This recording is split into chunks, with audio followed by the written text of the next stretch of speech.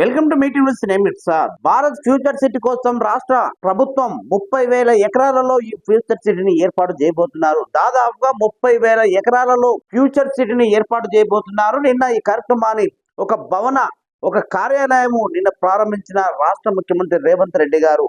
ఈ వేదిక నుంచి ఆయన మాట్లాడుతున్న సందర్భం, భవిష్యత్ తరాల కోసం ఎంతో ప్రతిష్టాత్మకంగా తీసుకున్నటువంటి ఈ అంశాన్ని ఎవరైనా కాళ్ళడ్డం పెట్టి ప్రతిపక్ష నాయకులు ఎవరైనా అడ్డుపడితే తొక్కుకుంటూ పోతాను. ఈ నిర్మాణాన్ని నేను ఏర్పాటు చేయబోతాను. భవిష్యత్ తరాల కోసం ఒక మంచి ఆలోచన విధానంతో రాష్ట్ర ప్రభుత్వం ఏర్పాటు చేసినటువంటి ఈ కార్యక్రమానికి ఎవరు అడ్డు వచ్చినా తొక్కుకుంటూ పోయి ఈ కార్యక్రమాన్ని నేను ముందుకు తీసుకెళ్తానని రాష్ట్ర ముఖ్యమంత్రి గారు చెప్పే ప్రయత్నం చేశారు. నిజానికి ఫ్యూచర్ సిటీ అంటే భవిష్యత్ కాలం, ఫ్యూచర్ సిటీ అంటే ఒక ఆలోచన, ఫ్యూచర్ సిటీ అంటే ఒక విధానం, ఫ్యూచర్ సిటీ అంటే ఒక భవిష్యత్తుకు నాంది.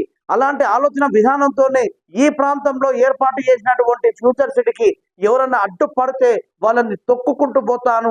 ఈ ఫ్యూచర్ సిటీని కొనసాగిస్తాను.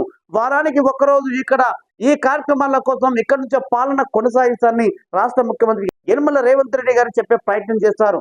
వారంలో ఒక్కరోజు ఫ్యూచర్ సిటీలో ఇక్కడ నుంచే నా కార్యకలాపాలని నేను రాష్ట్ర ప్రభుత్వాల ఆలోచన విధానాన్ని ఇక్కడ నుంచే నేను పాలన కొనసాగిస్తాను. ఫ్యూచర్ సిటీ డెవలప్మెంట్ కూడా ఇక్కడ నుంచే నేను నిర్వహిస్తానని ఈ వేదిక నుంచి ఆయన చెప్పే ప్రయత్నం చేశారు. ఏది ఏమైనా పిల్లల కోసం, భవిష్యత్ కోసం ఎన్నో విధాలుగా 30,000 ఎకరాలతోని అంతర్జాతీయ కంపెనీలతోని ఫ్యూచర్ సిటీ నిర్మాణాన్ని ఏర్పాటు చేయబోతున్నారు. ప్రతి ఒక్కరు కూడా ఈ కార్యక్రమంలో భాగస్వాములై ఈ ప్రాజెక్టుని ముందుకు తీసుకెళ్లాల్సిందిగా రాష్ట్ర ముఖ్యమంత్రి కోరారు.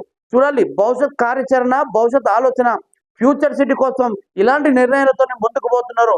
ఈ ప్రాంతానికి ఎంతో మేలు జరిగే అంశాన్ని ఎలా ముందుకు తీసుకెళ్తాడో ముఖ్యమంత్రి గారు. మొత్తానికి ఇదాన్ని చూస్తూనే ఉన్నాండి. Meeting name Prasad.